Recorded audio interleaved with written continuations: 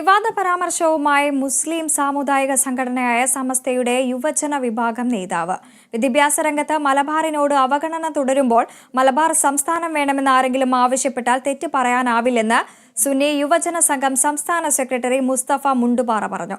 Kozhikode RDD ഓഫീസിന് മുൻപിൽ SKSSF സംഘടിപ്പിച്ച പ്രതിഷേധ ധർണയിലായിരുന്നു പരാമർശം. മലബാറെന്നും തെക്കൻ കേരളമെന്നും രണ്ടായി ഈ അനീതി കാണുമ്പോൾ ഏതെങ്കിലും ഭാഗത്ത് നിന്നുകൊണ്ട് ഞങ്ങൾക്ക് മലബാറിന്റെ സംസ്ഥാനം വേണമെന്നൊരാവശ്യം ഉന്നയിക്കപ്പെട്ടാൽ അതിനെ കുറ്റപ്പെടുത്താൻ പാടില്ല. തെക്കൻ കേരളത്തിൽ കൊടുക്കുന്ന അതേ നികുതി പണം കൊടുക്കുന്നവരാണ് മലബാറിലെ ജനങ്ങളെങ്കിൽ തുല്യമായ വിഹിതം ഇവിടെ കിട്ടിയേ പറ്റൂ.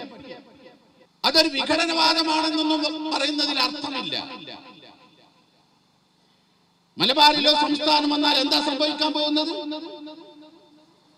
ഒരു മലബാർ സംസ്ഥാനം വന്നാൽ എന്താ രാജ്യത്ത് സംഭവിക്കാൻ പോകുന്നത്?